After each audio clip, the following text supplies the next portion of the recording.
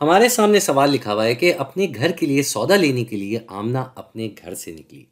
चढ़ती ढलान पर मौजूद करियाना की दुकान जाने के लिए उसे 8 किलोमीटर फी घंटा की रफ्तार से जाने पर 45 मिनट लगे। नीचे वापसी अपने घर आते वक्त उसकी रफ्तार 24 किलोमीटर फी घंटा थी। ये पूरा सफर आमना ने कितने औसत की रफ्तार से तय किया? चलें जी, अब ये सवाल हम हल करते हैं। बात यह है कि कभी भी आपको रफ्तार की औसत निकालनी हो, जिसको हम अंग्रेज़ी में एवरेज स्पीड भी कहते हैं, तो उसके लिए हमारे पास एक तरीका है। इसका तरीका ये है कि जो कुल फासला होता है, यानी कि इस सूरत में घर से दुकान जाने का और वापस दुकान से अपने घर आने का, ये है कुल फासला। इसको हम इस पूरे जो फासले को तय करने में वक्त लगाए, कुल वक्त, उससे तकसीम कर दें। तो भाई ये हमारे पास तरीका यानी फॉर्मूला है। और अब तक हमारे पास मालूमात ये है कि जाते वक्त उनकी रफ्तार 8 किलोमीटर फी घंटा थी और इसमें उनको 45 मिनट लगे। दूसरी बात, वापसी आते हुए उनकी रफ्तार 24 किलोमीटर फी घंटा थी। ये तीन चीज़ें हमारे पास मौजूद है। अब सबसे पहले हमें निकालना है कि भाई ये घर का दुकान से फासला कितना है। तो बड़ा आसान सा काम है। यहाँ हम इस फॉर्मूला में, इस तरीके में देख रहे हैं कि कुल फासला यहाँ ऊपर लिखा हुआ है, इसके नीचे कुल वक्त लिखा हुआ है। तो अगर हमें कुल फासला निकालना है तो हमें इस कुल वक्त को उस तरफ भेजना होगा, इस मसावात में, यानी कि दाईं जानिब हम इसको भेजेंगे। तो ये कुल वक्त जब वहाँ जाएगा तो ये इस रफ्तार से ज़र्ब हो जाएगा। तो अगर हमें घर से दुकान तक का फासला निकालना है तो इसके लिए हम क्या करेंगे भाई? सीधी बात है, ये जो रफ्तार है इसको हम लिख देंगे, जो कि जाते वक्त थी 8 किलोमीटर फी घंटा, और इसको हमने ज़र्ब देना है। हमने इसको ज़र्ब देना है किससे? ये जो वक्त लगा है। अब ये वक्त जो है ये है 45 मिनट, यानी कि ये मिनट में है, तो इसको घंटे में तब्दील करना होगा हमें, क्योंकि यहाँ दिया हुआ है 8 किलोमीटर फी घंटा, तो हमें फासला किलोमीटर में निकालने के लिए वक्त को घंटे में करना होगा। तो भाई घंटे में करने के लिए हमें पता है कि 1 घंटे में 60 मिनट होते हैं। तो इस लिहाज से हम इस 45 को 60 से तकसीम कर दें। जी, अब ये घंटे में आ गया है।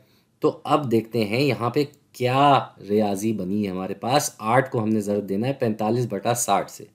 तो पहले तो कुछ काटा पीटी का काम करते हैं, वो ये कि भाई ये 45 और ये 60, ये दोनों एक दूसरे के साथ मुश्तरका ज़रबी टुकड़े रखते हैं, और सबसे बड़ा जो इन दोनों के दरमियान ज़रबी टुकड़ा है वो है 15।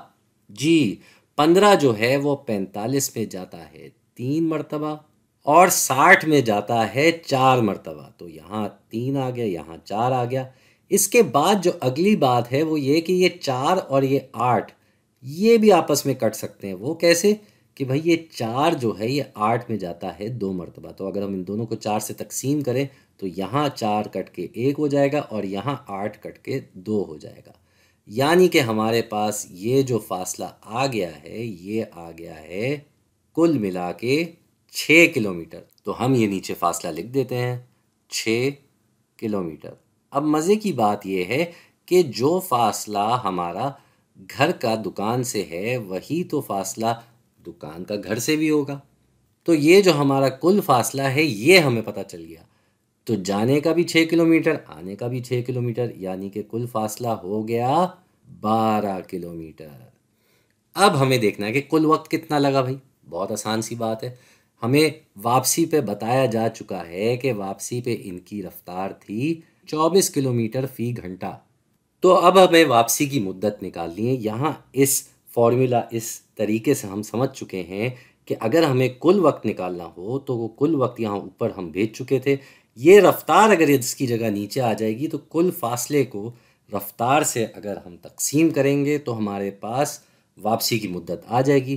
क्योंकि हमें पता है कि वापसी की मुद्दत निकालने के लिए हमें क्या करना है भाई?